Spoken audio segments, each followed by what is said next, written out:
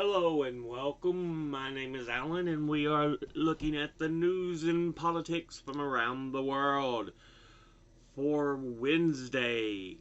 No, it's not Wednesday. Is it Wednesday? It's Thursday. November the 14th, 2024. Now, first thing we're going to look at image of from the Appalachia Reddit. This credit for the image goes out to FCU and 00. Two more counties north and you've left Appalachia.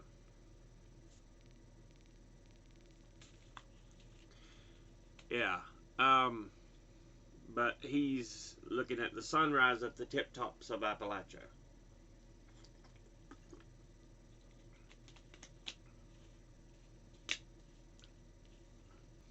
I've seen similar image many times before. I used to work night shift at a call center, and it was pretty close to one of the top of the mountains. And so when you're driving back, you can see that sun slowly rise as it paints the clouds, the deep blues and pinks, and yeah.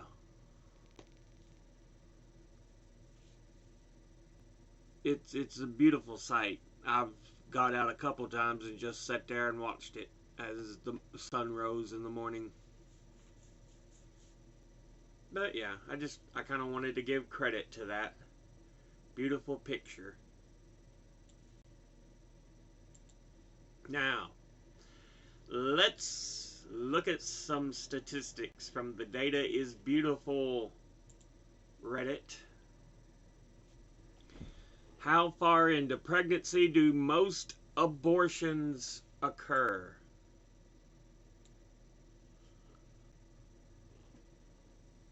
Percentage of reported abortions by known weeks of gestation for 2021. The most of the abortions were in 6 weeks.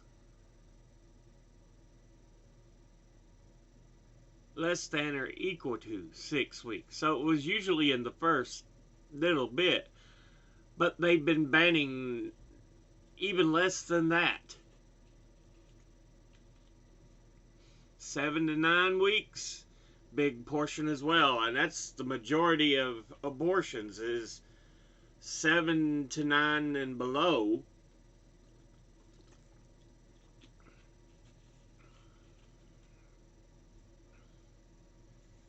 I mean, my goodness.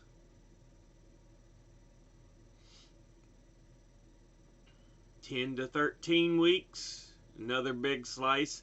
So now you're down to a tiny bit. But if you listen to so many Republicans, they acted like all of it happened in that 20, more than or equal to 21 weeks. That's what they fucking acted like. But it turns out, yeah, it's only a tiny sliver. Because it's only the emergency situations.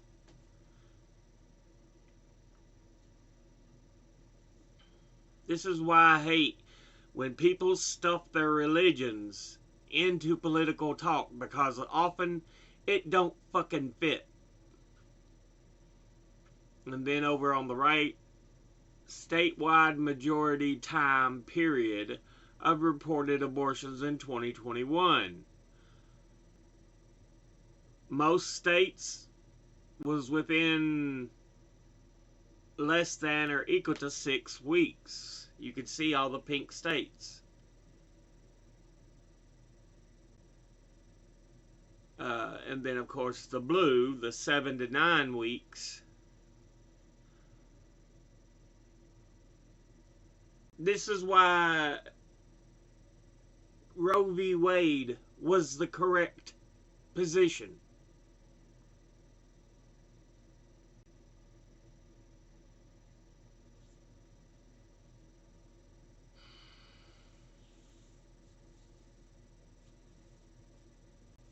I mean, seriously.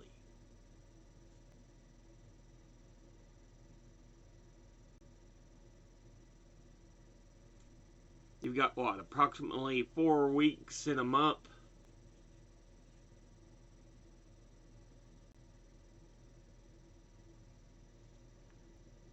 And it's supposed to be a 9-month gestation.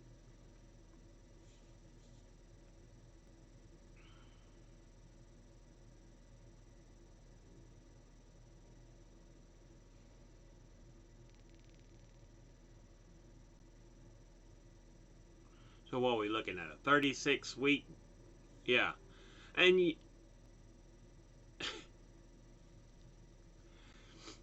yeah, the majority of them are in that tiny, small window. This is why it should be allowed as health care. Your religion don't belong there. 10, 13 weeks and below? Yeah, that's first trimester.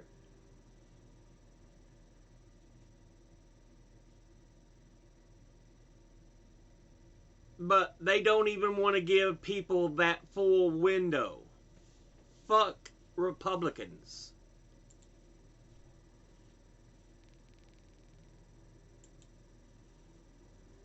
Let's look at another chart here.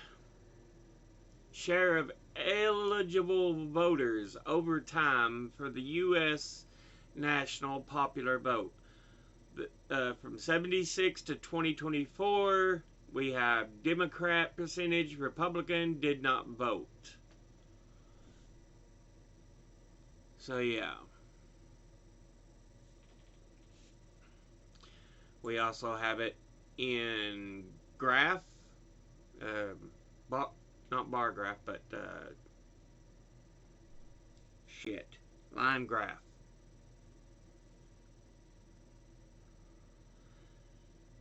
You can see how big the did not vote is. 2020, there was a huge number of them that came back and touched base with Democrat, showing how much they hated Trump. Of course, Biden didn't do himself any favors with how he did things in Gaza.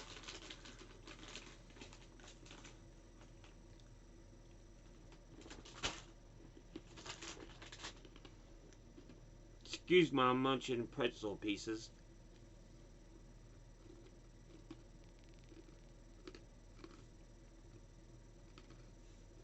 But yeah.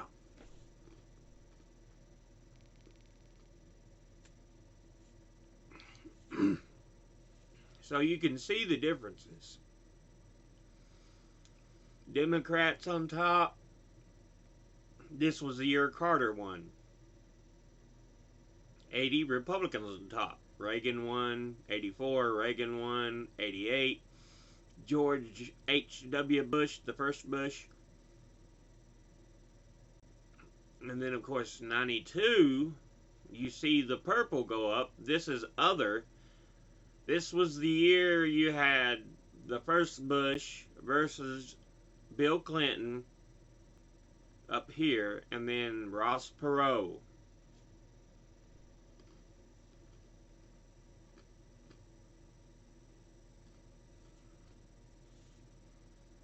You see how influential Ross Perot was.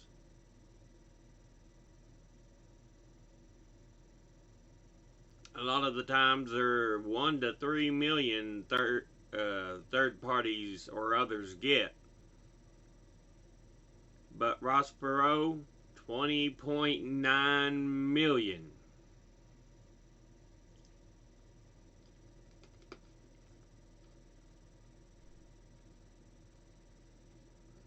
and it was enough away from the first Bush that Clinton won. Clinton would win again. Look how close 2000 is.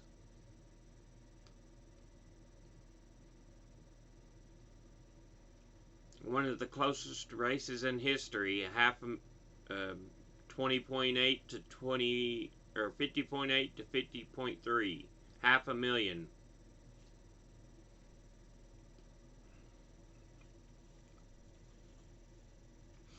And even that total's called into questions because of the hanging chads and this kind of chad, that kind of chad.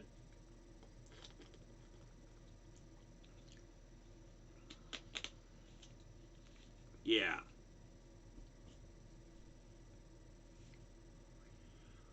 Second Bush wins a little more conventionally over Kerry. Barack Obama 1, Barack Obama 2. Trump win, Biden win, Trump win.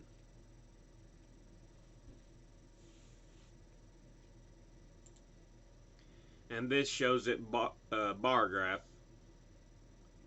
Slightly different than the first bar graph.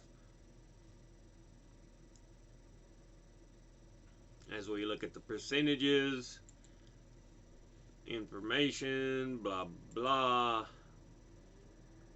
More information on the presidential elections. Whoa, we'll just leave it like this. Now, this shows the elections from 64, 60. From 1960 through this year. But they're divided by, not by year, but by the biggest margin of victory to the lowest. So we start out 72 election, which is Richard Nixon defeating George McGovern, and it's a shellacking, 11.8%.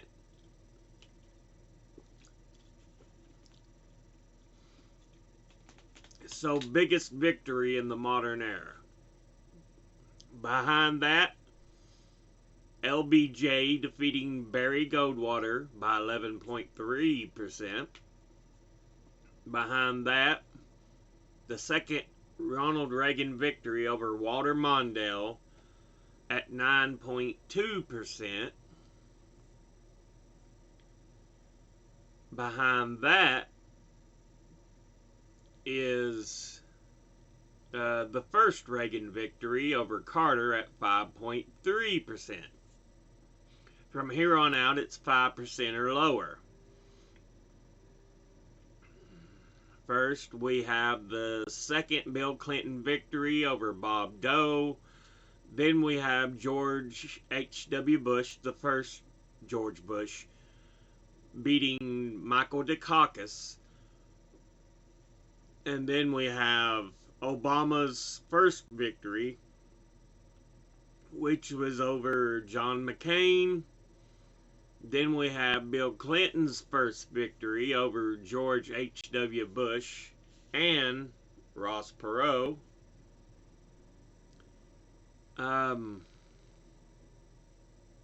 Then we have under 3% or less is where we're at this point. At under 2.5%. But we have Biden's 2020 win over Trump. Then we have Obama's second win, which is over Mitt Romney. Then we have George W. Bush's win over Kerry, which was to win his second term. Then it was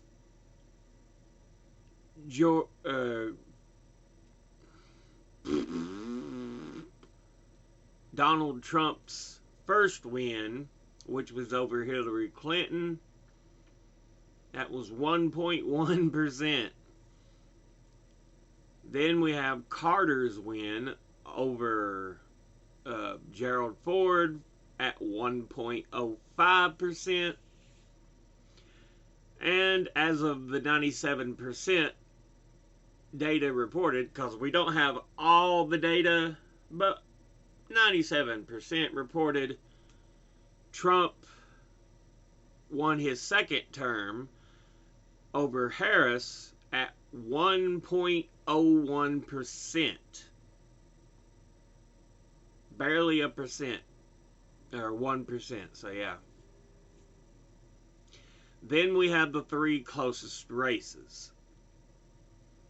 1968, Nixon's first run, and he beats Hubert Humphrey.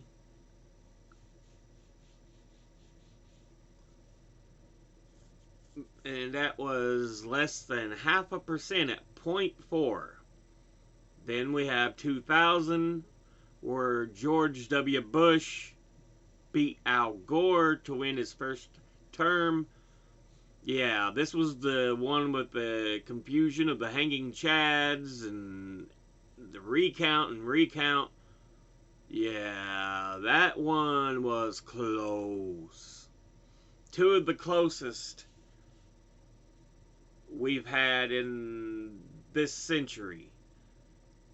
George W. Bush and Trump with the narrowest wins.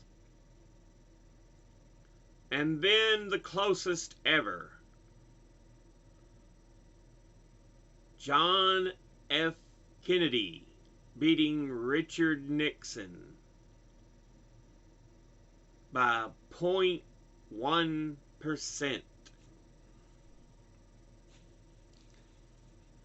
Nixon was a big policy wonk, and that's how he really got to where he was. But visually, Kennedy looked much more assured of himself, much better.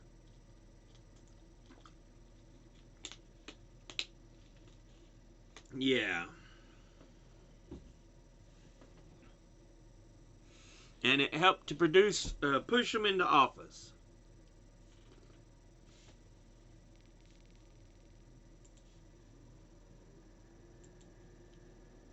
Finally, we're going to look at this.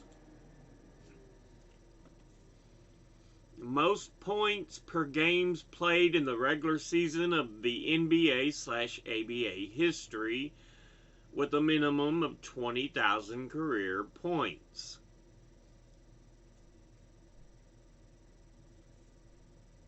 In the back, you have characters like Larry Bird, Adrian Dantley, Julius Erving. You have others: Steph Curry, Rick Barry, Dominique Wilkins, Kareem Abdul-Jabbar, Damian Lillard, Kobe Bryant, Karl Malone. Here's Oscar Robertson kind of sitting by himself. There's George Gervin, Bob Pettit, Allen Iverson.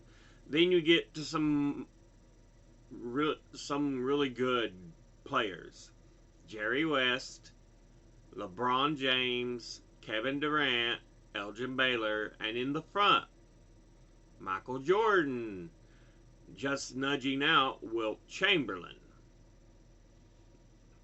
So yeah, most points during games played over the regular season if you have at least 20,000 career points. So Jordan was averaging about 30.2.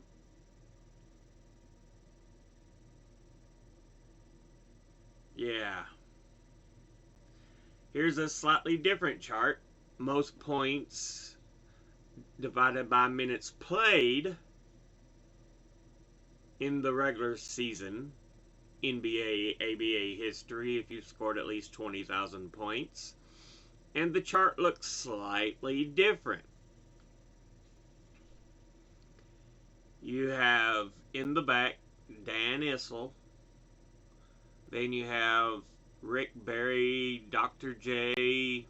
Here's Kareem, Karl Malone, Alex English, Adrian Dantley, Bob Pettit, Elgin Baylor, Shaq, Kobe Bryant, Jerry West, Damian Lillard, James Harden, Dominique Wilkins. And then here you get into the really good ones again. LeBron James, Steph Curry, Kevin Durant, George Gervin, and here on his own, Michael Jordan. This is what we mean when we say Michael Jordan was the greatest scorer of all time. While he don't have as many points as these individuals, because going up means you've got more points. But going forward is you've made more out of what you played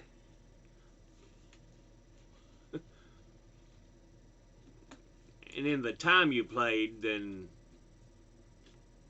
yeah.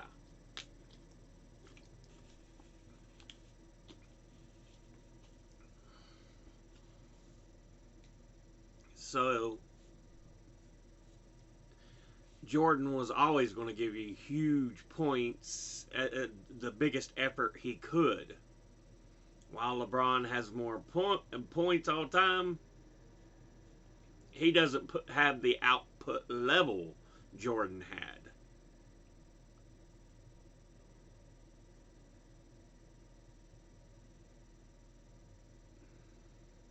See, even Kobe scored more overall points. Karl Malone, Green, more overall points.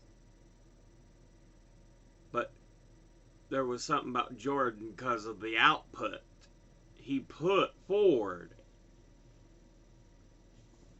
compared to LeBron. And of course, he kicked it up during the postseason, so you can't go, well, LeBron. No, Jordan in the postseason was amazing. Absolutely amazing.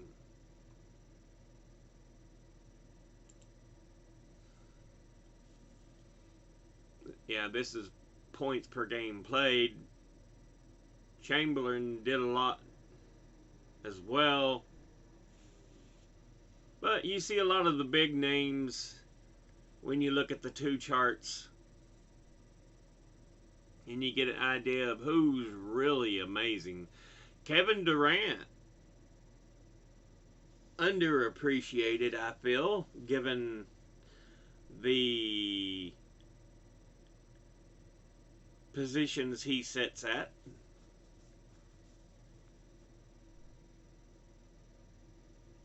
But yeah, Steph Curry's another dangerous one. He's still got a number of years ahead of him, so.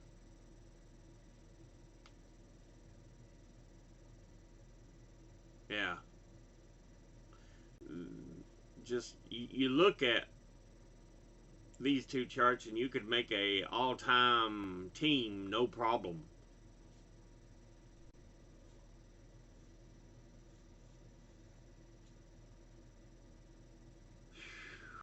Anyway, yeah. Now, let's go ahead and look at some stories here. Ben and Jerry's say Unilever silenced it over its Gaza stance. Ben and Jerry's files a new lawsuit against parent company Unilever. The ice cream brand says parent company silenced it on Gaza stance and says Unilever breached a 2022 settlement agreement. Ice cream brand Ben & Jerry said in a lawsuit filed Wednesday that parent company Unilever has silenced its attempts to express support for Palestinian refugees and threatened to dismantle its board and sue its members over the issue.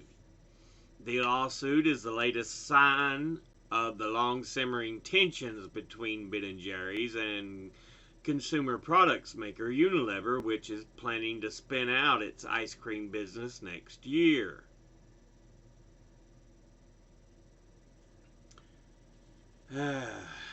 Ben and Jerry's are in the right here. Unilever's the one who's trying to silence freedom of speech. From the AP, suicides in the U.S. military increased in 2023, continuing a long-term trend.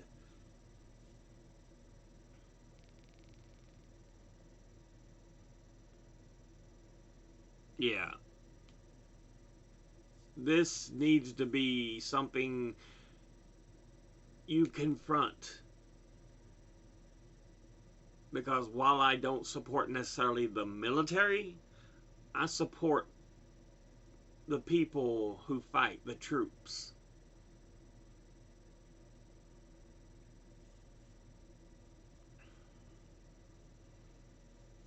And this is the type of things you need to confront. You need to fix.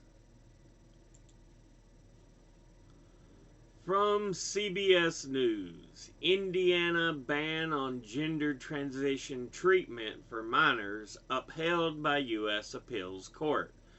The use of puberty blockers and hormones to treat children with gender dysphoria has been banned or restricted in 26 states.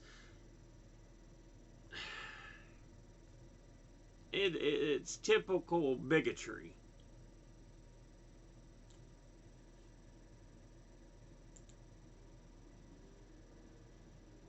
I found this story a bit funny. Insurers say that a bear that damaged luxury cars was actually a person in a costume. California has seen its share of bears breaking into cars, but bears caught on camera entering luxury cars tipped off insurers that something wasn't quite right. On what's dubbed Operation Bear Claw, the California Insurance Department said 4 Los Angeles residents were arrested Wednesday, accused of defrauding 3 insurance companies out of nearly $142,000 by claiming a bear had caused damage to their vehicles. The group is accused of providing video footage from the San Bernardino Mountains and 2 Mercedes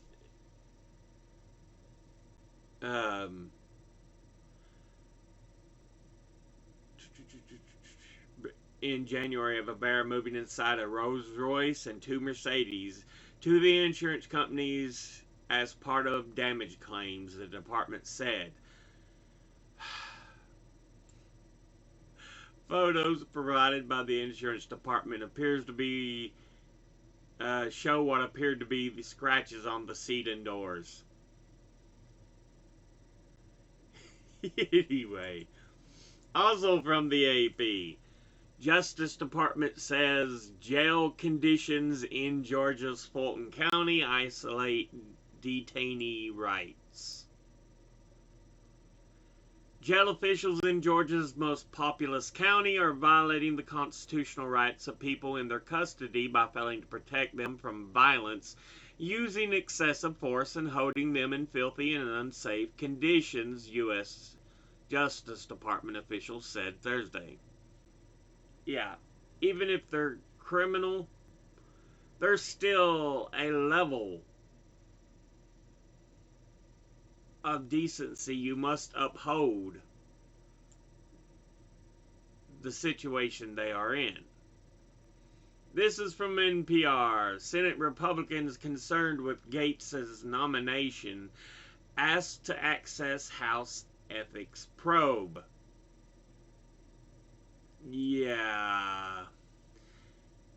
Gates' nomination to the next Attorney General could face an uphill path in the Senate as a growing number of Republican senators are calling for access to the House Ethics Committee probe on Gates' conduct. Gates resigned from the House Thursday, a day after President-elect Donald Trump announced his nomination. That ends a House Ethics Committee investigation into sex trafficking and drug use allegations against Gates that began in 2021.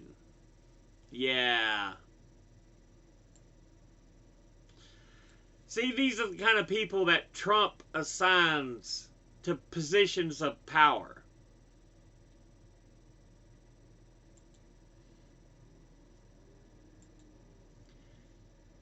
And this on the same subject. She was a high school student and there were witnesses. The fight to release a damning House ethics probe about allegations that Matt Gaetz, Donald Trump's pick for Attorney General, had sex with a 17-year-old girl has begun. Florida Representative Matt Gaetz' shocking Attorney General nomination now has Dick Durbin demanding to see the Ethics Committee receipts.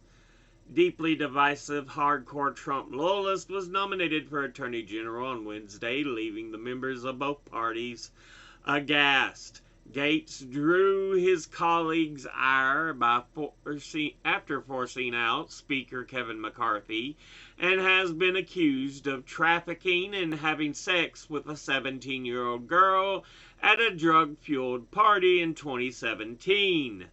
Gaetz' friend Joel Greenberg has already confessed to having sex with underage victim and claimed that Gaetz paid him to bring her. Gaetz' ex-girlfriend has also told the court that he was indeed present at the party. Gaetz has repeatedly denied the allegations, which could potentially upend his nomination to the position of highest attorney in the land. Yeah, he may not get it even though he was nominated.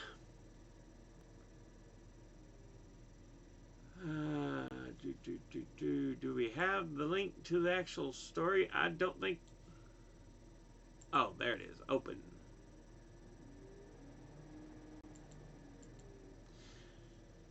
Trump officially gives RFK Jr. chance to destroy country's health. This is according to the New Republic as well.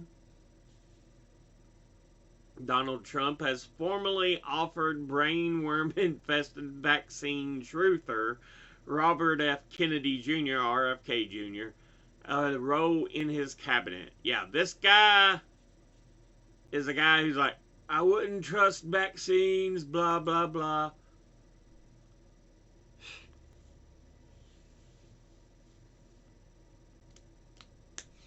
So we have a potential rapist up for Attorney General and a vaccine denier for Health and Human Services.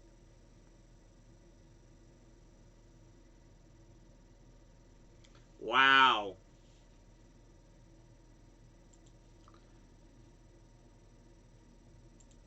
This is from The Independent. Vivek Ramaswamy wants to start DOGE cuts by eliminating funding for unauthorized programs, including veteran health care. When we just mentioned a story where military suicides are rising.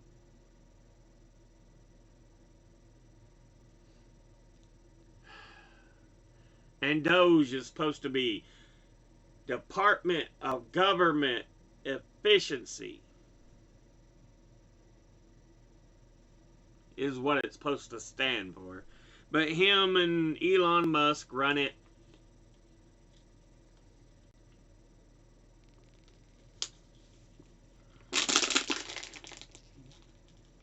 Yeah. Just more proof of the stupid that is Republicans. This is from The Guardian. RFK Jr. condemned as clear and present danger after Trump nomination. This is more about him being up for Health and Human Services. Nominee for Health Secretary decried as vaccine denier and tinfoil hat conspiracy theorist. This is going to cost lives. From Salon, Fox News host Pete Hegseth as Defense Secretary. Perfect symbol of phony MAGA masculinity. Trump pretends to love toughness, but the MAGA model of masculinity is snowflakes like this guy. Yeah, he was in the National Guard and got into an officer position there. But I still wouldn't say he has what's supposed to be the kind of experience to be a Secretary of Defense. But what do you expect from the Trump clown car?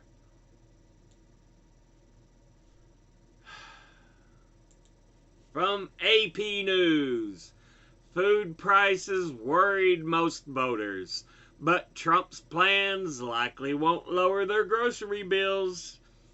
I've already explained this. Tariffs he's wanting to put across the board are going to make things more expensive. Especially if he deports all the immigrant field workers in places like California.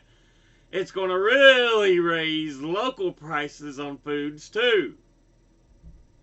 Yeah, Trump's a fucking idiot. And idiots are like, he knows what he's doing. No, he fucking don't. This is from The Guardian. The Democrats must become the anti-establishment party. The lesson of this election is that Democrats must attack inequality and not cede working class voters to Trump. Yep. I like Robert Reich. His information, his takes are usually spot on. There's some I'm like, I don't know about that, Robert. But for the most part, I think he does a damn good job. Damn good job. And again, he's right on this. Quit trying to nominate the old guard of the Republican Party. I mean, you look at who we had before Harris. It was Biden, Hillary. Obama kind of came out of nowhere. He was almost like a breath of fresh air because most people didn't know who the hell he was. Before that, Clinton, he's become an institution unto himself. But yeah. And most people just saw Kamala as a continuation of Biden and his policies. You need to go back to the left. Trying to chase after right-wing voters ain't going to do any good if they have a right-wing party they can vote for. Why would they vote for you if they can vote for that right-wing party? You may go, oh, we're not as extreme. But you're going over chasing them.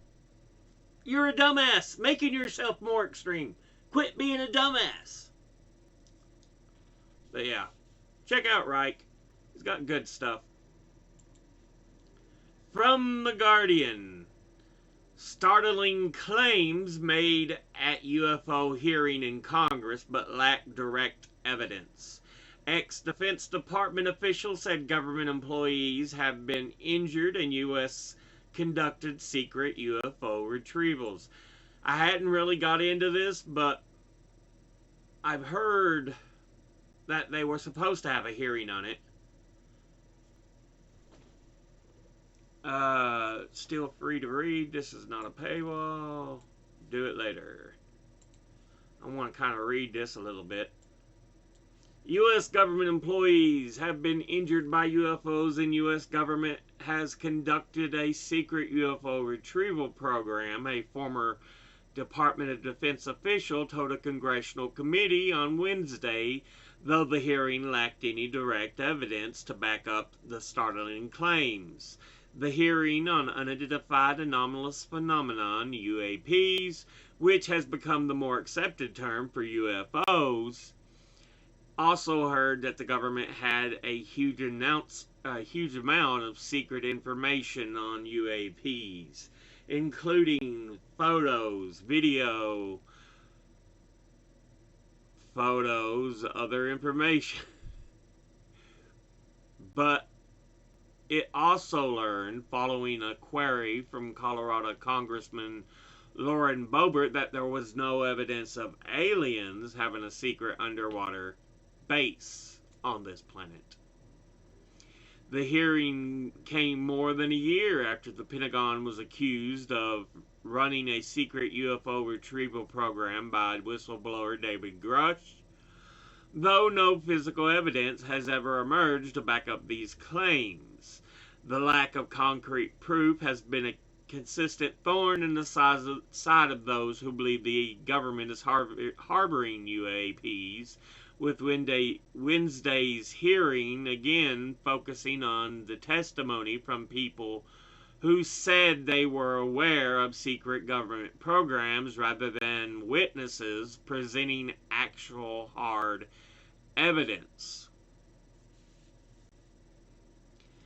So yeah, while it's interesting, in the end it's a lot of hearsay. I know, he knows, she knows. But where's our evidence? Anyway, this is from Interesting Engineering. Canada set to become a nuclear superpower with enough uranium to beat China, Russia. Countries depend on Russia and China for enriching uranium coming from Kazakhstan. Canada can enrich uranium from its own mines. So yeah. The Athabasca Basin in northern Saskatchewan region of Canada is a reserve of high-grade uranium that could help the North American country play a vital role as a fuel supplier in the decades to come. Unlike other nuclear fuel suppliers, Canada can be one-stop extracting uranium from the mines and enriching it for nuclear fission reactors. BBC report said. The report, as recent increase in demand for clean energy has brought attention back to nuclear fission technology as a potential approach to generating low carbon energy. Unlike other technologies being developed, nuclear fission technology has demonstrated itself as a scalable and cost-effective solution to meet energy needs.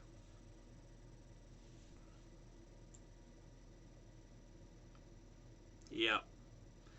If you have the tech and the resources, absolutely.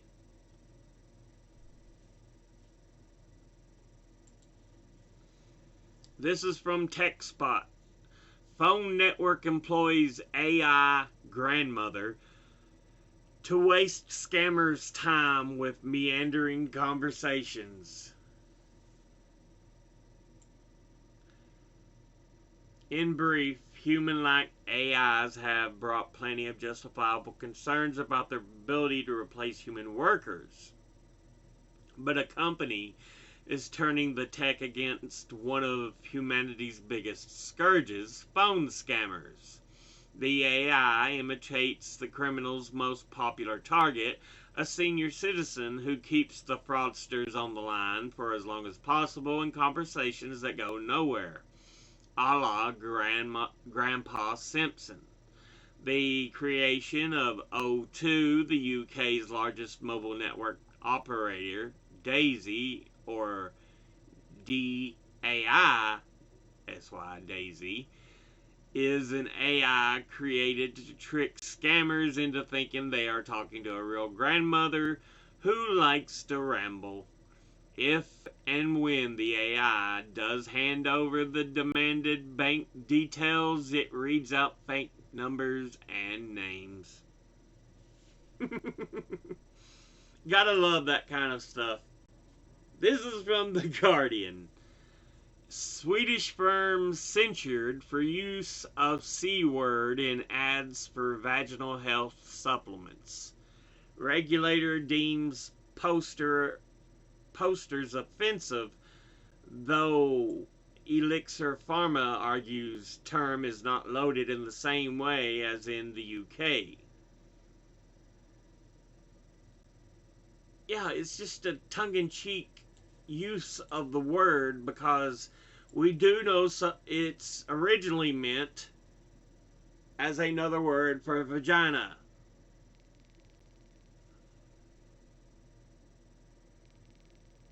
I swear, some people are so sensitive. The Swedish advertising ombudsman has criticized a company for using the C word in posters to promote vaginal health supplements, saying the use of gross profanity is offensive to consumers. There's probably a few, but for the most part, I'm sure there's some who would get a kick out of it. The ads displayed on public transport in Stockholm and Gothenburg feature the phrase, "You can cunt on us," in pink writing.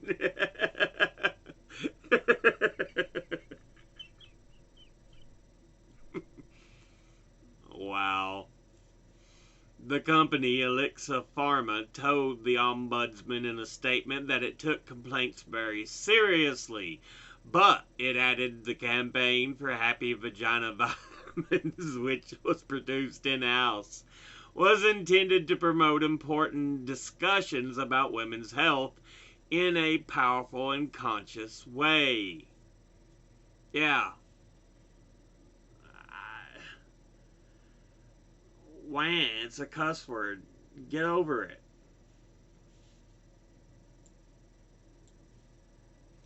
It's also an alternative word that literally means vagina.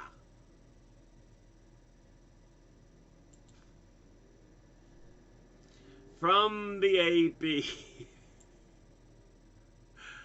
Oh, goodness. Protests erupt in Paris over pro-Israel gala organized by far-right figures.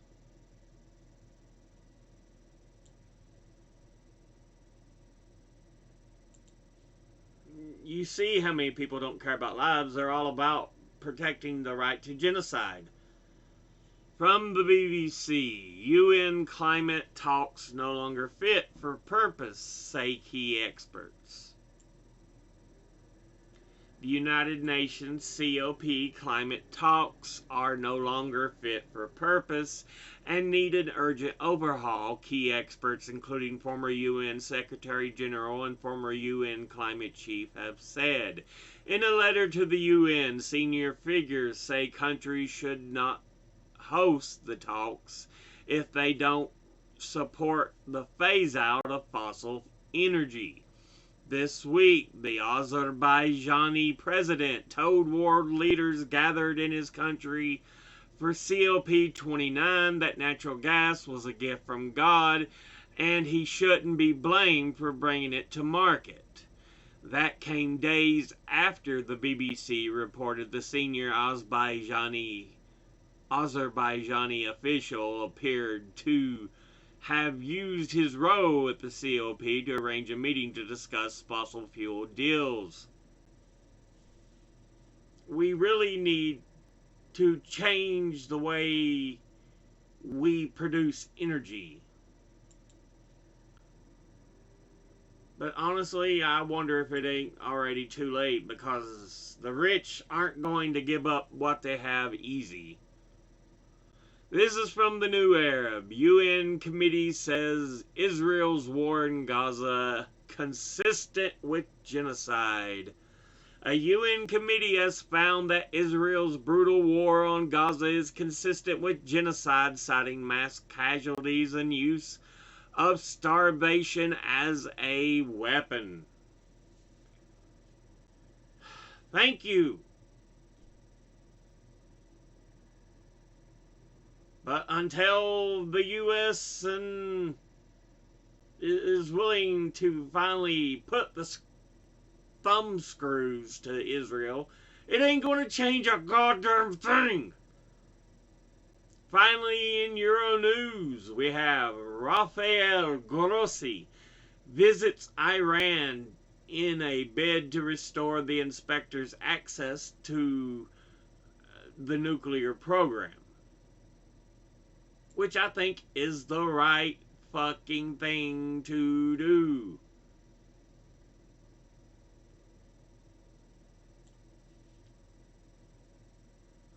But of course, pussy-ass Donnie was like, I'm gonna rip it up, cause I'm a big fucking pussy, and I don't like anything black man before me did. Now, let's watch some videos.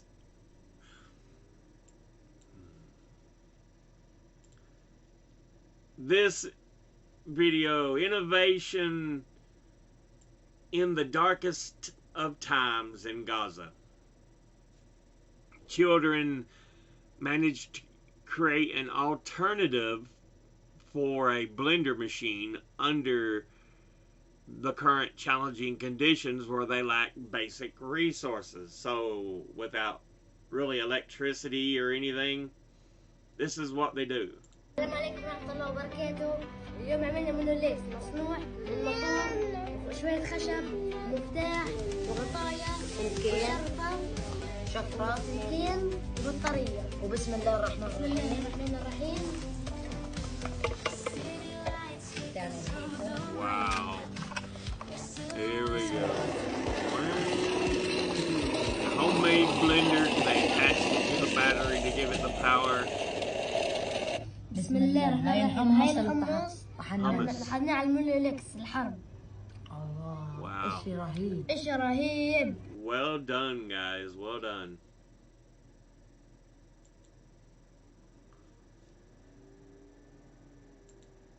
Pause.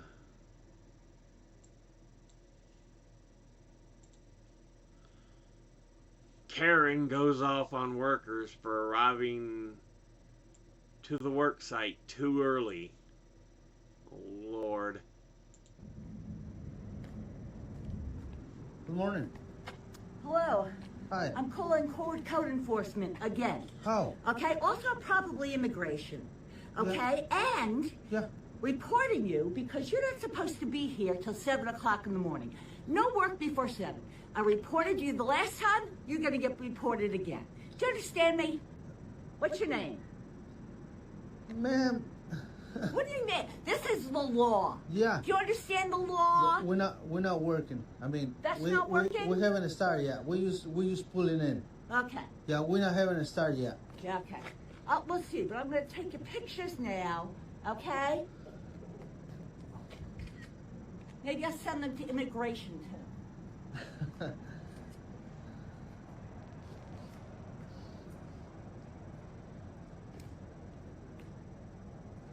Wow. Such stupid imbeciles. Did I turn the sound off on that? Let's go ahead and do that. This video, 16-year-old Cree teenager was falsely accused of theft at Guildford Mall in Surrey, British Columbia, Canada on November the 12th. According to her father, whom the original poster spoke to, she was targeted by mall security. Now, in the U.S., Cree, well, Canada, Cree is it's one of the North American indigenous tribes. So, yeah, and there's not a good history in either Canada or the U.S. in the way the tribes were treated, so.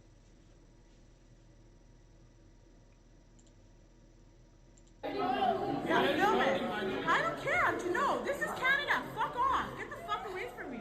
I know my rights. I'm fifth generation Canadian. This is an indigenous girl. You're putting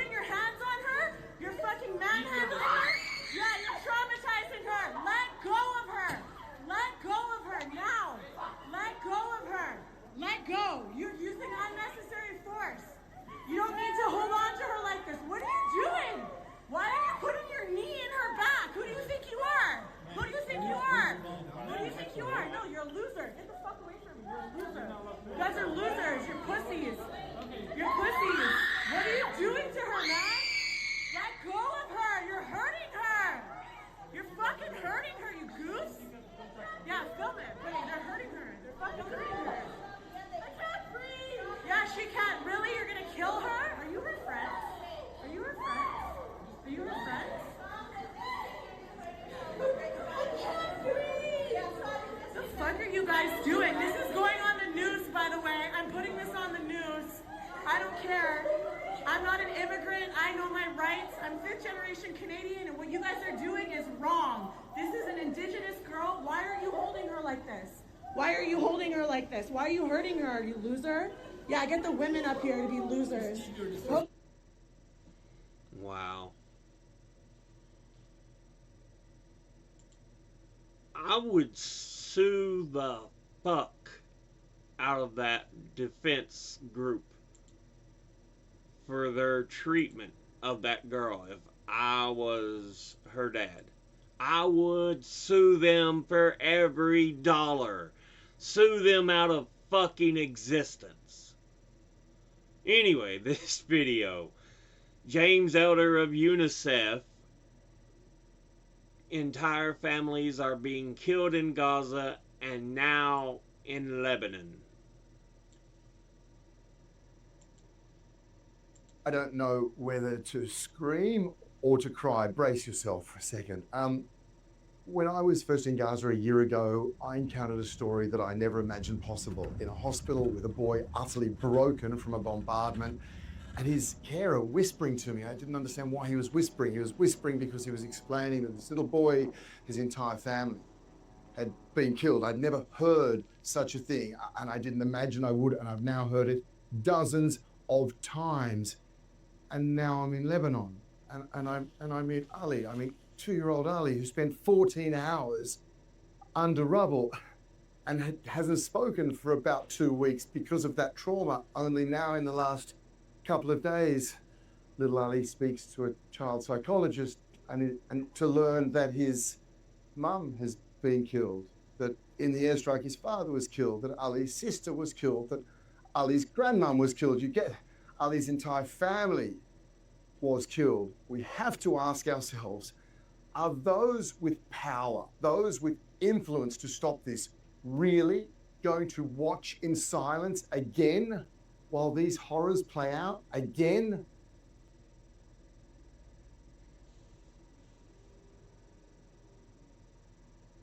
Someone has to have the goddamn balls to fucking backhand Israel and say, enough is enough, goddammit.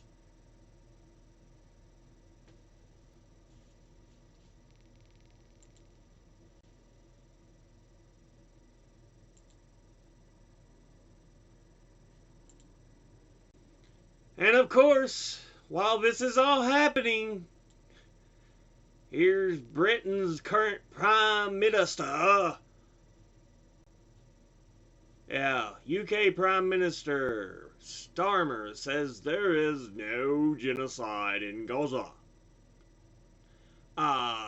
Kiss my ass, yes there is.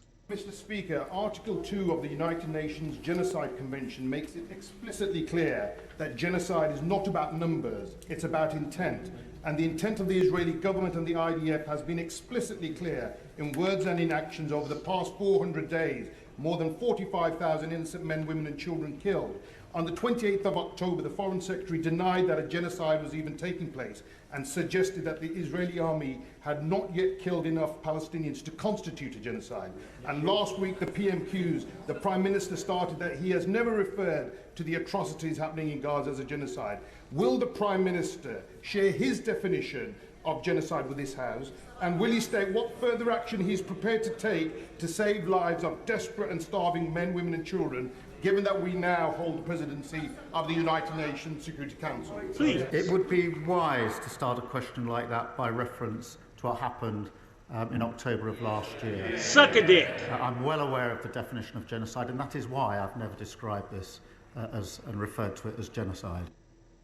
You're a dumbass. Suck my dick.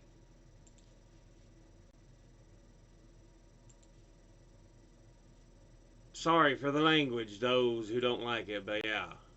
That shit pisses me off. Anyway. Israeli MP suspended from Knesset for calling government's actions genocide against Palestinians.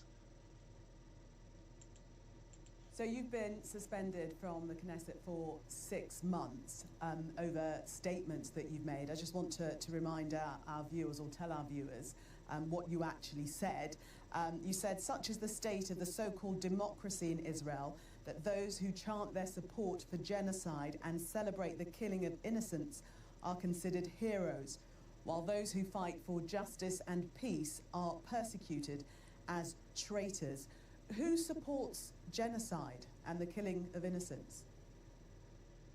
Well, unfortunately, we can see that since the terrible criminal massacre committed by Hamas that my comrades and I were totally condemned, of course, last year on the 7th of October, in which, by the way, I personally lost dear friends, ever since Israel began or launched not a war, but an attack, a vicious attack on the Palestinian people in Gaza, not on Hamas. This is a massacre, this is a genocide.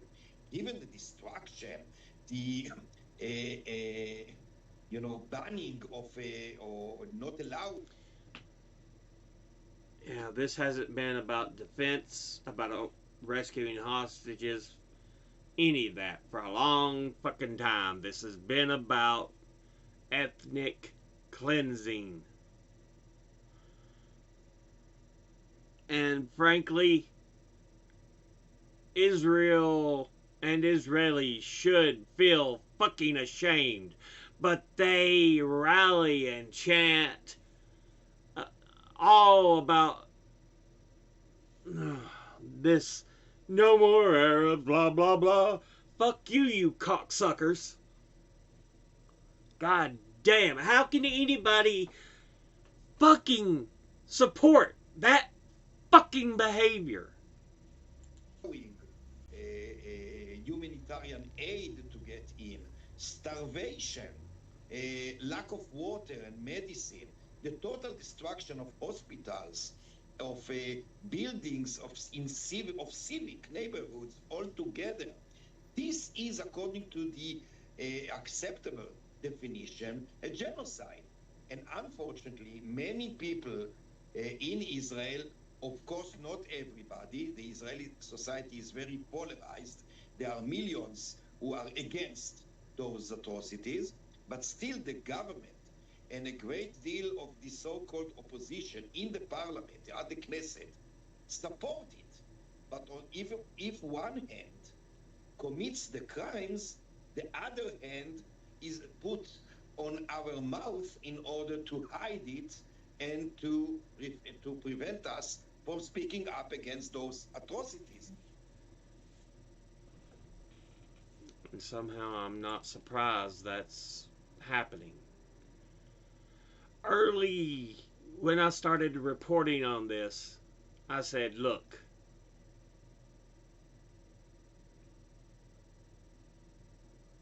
we should do our best to try to separate the average Israeli from the acts of Israel. But it's getting harder and harder to do that. It really is.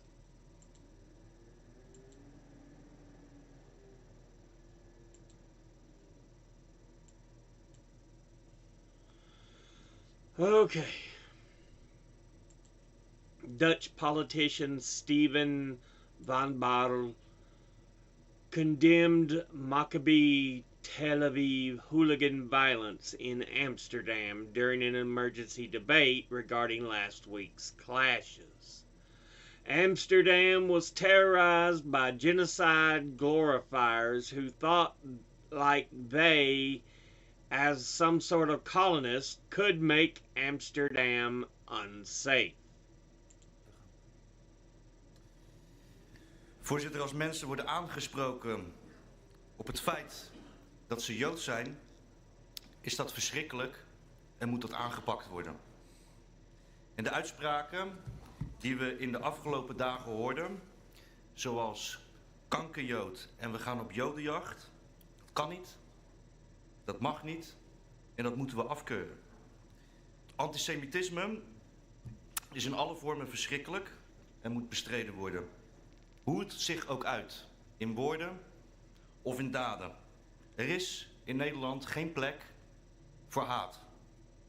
Het is terecht dat we in Nederland een discussie voeren over discriminatie en haat in onze samenleving. Maar die strijd tegen discriminatie wordt echter zwak als je selectief shopt in welke vormen van discriminatie je wil aanpakken. Het debat wordt ongeloofwaardig als vormen van discriminatie en haat doodgezwegen worden en gebagatelliseerd. Want de afgelopen dagen werd Amsterdam geterroriseerd door genocideverheerlijkers die dachten dat ze als een soort kolonisten Amsterdam onveilig konden maken. En dit Maccabi-tuig op genocideverlof kon vrijwel ongestoord huishouden.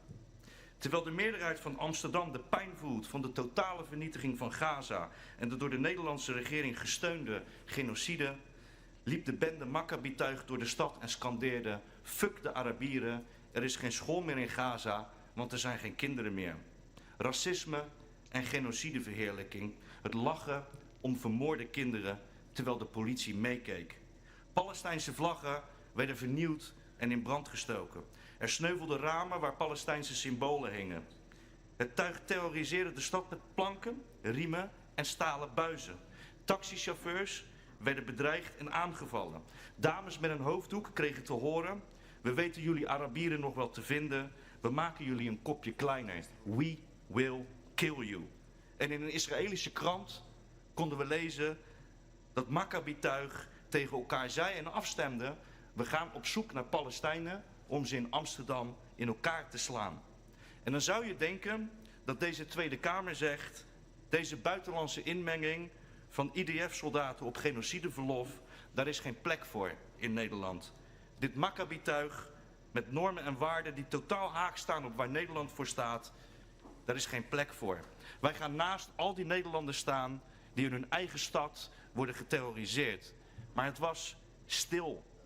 Stil in de Kamer, stil in het kabinet. En al die Amsterdammers die in de afgelopen periode zijn aangevallen door dit Maccabi-tuig, zijn door de politiek en de rechtsstaat in de steek gelaten. Ze moesten in angst leven dat hun ramen werden ingegooid of dat ze een stalen buis in hun nek kregen, alleen maar vanwege hun... So he's laying out what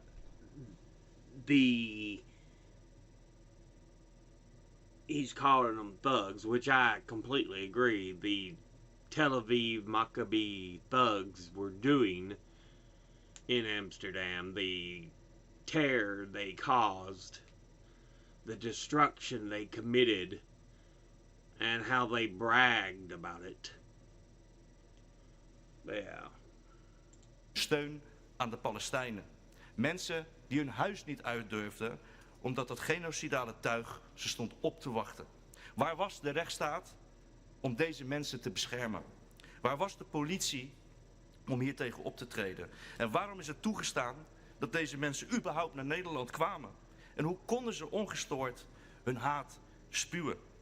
De mensen in het land die zien de rechtsongelijkheid en de onrechtvaardigheid. De hele Kamer die wil nu een debat voeren, maar deed niks toen de rode loper werd uitgerold voor IDF-soldaten die op social media posten lekker met genocidevakantie te zijn in Amsterdam. De hele Kamer wil nu in actie komen, maar deed niets tegen het anti-moslimracisme en de genocideverheerlijking. Hoe kunnen mensen nog vertrouwen in de rechtsstaat houden als ze zien dat het Maccabi-tuig als een stel kolonisten door Amsterdam kon trekken? En we zien nu politici als hyena's op de ontstaande situatie duiken om Geert Wilders rechts te kunnen inhalen. Als een aasgier roepen ze dat er sprake zou zijn van een integratiecrisis. Ze staan erop dat benoemd moet worden dat er een probleem zou zijn bij mensen met een Marokkaanse en een Noord-Afrikaanse afkomst. En natuurlijk zou het ook weer liggen aan de islamitische gemeenschap. Want islamitische jongeren die zouden voor een groot deel de Nederlandse normen en waarden niet onderschrijven volgens de regering. Volgens de regering. Waar is de onderbouwing voor deze walgelijke uitspraak? Want we hebben voor het eerst kunnen zien dat we een extreemrechtse regering hebben, omdat de Nederlandse moslimjongeren collectief door hun eigen regering voor de bus zijn gegooid. En ik ben zo klaar met deze racistische zondebokpolitiek. Groepen mensen in de samenleving worden collectief als schuldigen aangewezen omdat ze moslim zijn of een Marokkaanse afkomst hebben. En de meest verschrikkelijke en keiharde maatregelen worden nu voorgesteld. Paspoorten afpakken, een moskeepolitie invoeren. Het is te walgelijk voor woorden. En voorzitter, ik zeg daarom tegen iedereen, en ik zeg ook tegen de Nederlandse regering, als je constateert dat er sprake is van discriminatie in de samenleving, kan je dat niet beantwoorden met nog meer discriminatie. Kap daarom met de zondebokpolitiek om Nederlandse moslims, Nederlandse moslimjongeren en Marokkaanse Nederlanders weg te zetten vanwege hun geloof of hun afkomst. Kap met het veinzen van een integratiecrisis. Het is 2024. Al die Nederlanders hoeven niet meer te integreren. Dat zijn Nederlanders en die horen erbij.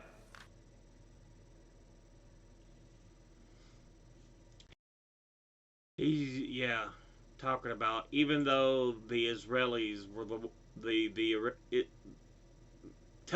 Maccabi Tel Aviv hooligans were the thugs, the destructive ones and everything. Now things are being proposed to place restrictions on Arabs there, usually Dutch Moroccans. And he said, they are Dutch. They belong here. As a counter to what he was talking about having been proposed, so yeah. But clashes in the stands of the Stade de France during France-Israel Nations League football match.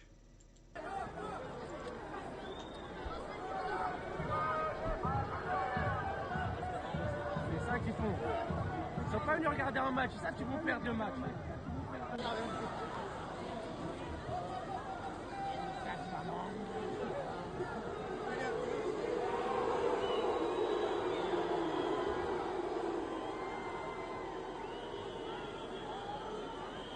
Yeah, I think the match itself ended in a tie, but yeah.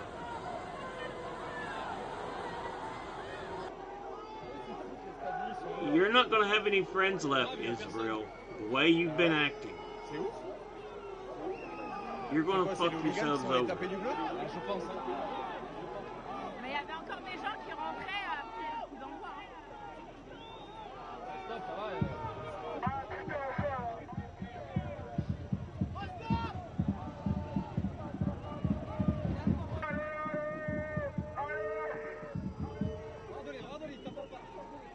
Il tape des gens qui sont par terre.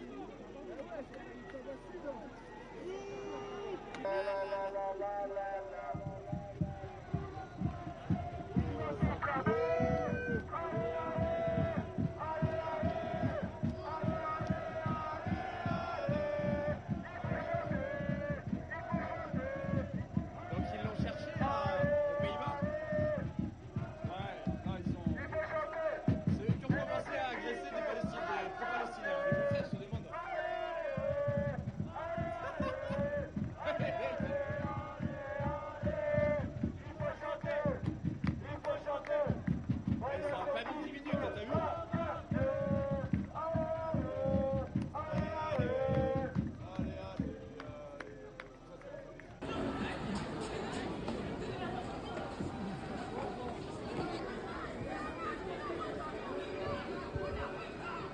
More footage in the stands.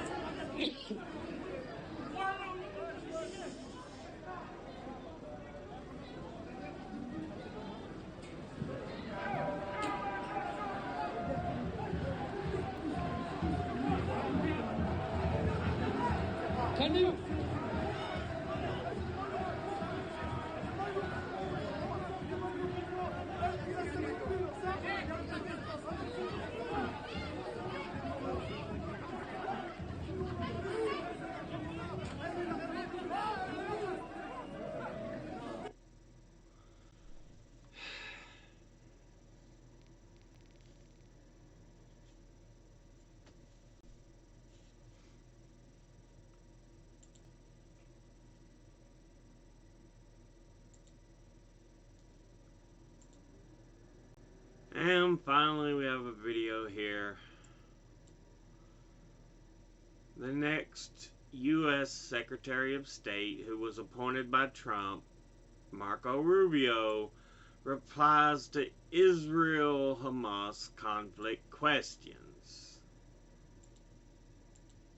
Senator Rubio, will you call for a ceasefire? No, I will not. in Gaza? On the Senator contrary. Rubio, Are you filming it? wait So I a- want you guys to get this. I want them to destroy every element of Hamas they can get their hands on. These people are vicious animals who did horrifying crimes. And I hope you guys post that. 'Cause And that's what my about the position. civilians I that are blame being Hamas. killed every day? Hamas should stop hiding behind civilians, putting civilians in the way. Hamas knew that this was going to lead to this. So Hamas has stopped building their military installations. Hamas has tried to set up a ceasefire, but your pussy-ass goddamn fucking sumbitch Israel leaders have sit there and tried to fucking deny it. Suck a dick. Suck my dick, cocksucker, motherfucker.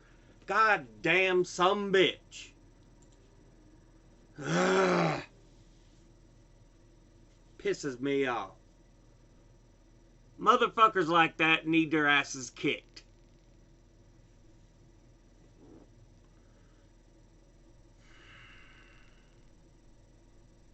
They really do. Someone needs to bring a fucking baseball bat in there and beat the shit out of them. Don't do that. That's violence. We don't do that. That's wrong. But God dang it, that's how I frickin' feel right now.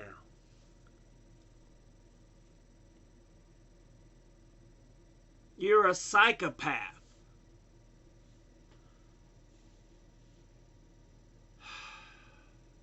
Anyway, we'll go ahead and end this episode here. Thank you all for watching. As always, educate thyself, think, read, study, learn. Someone tells you something you have trouble believing, ask them to cite their sources. I'll be putting these links in the description box below the video. Thank you all for watching. I'll see you all in the next one. Until then, later.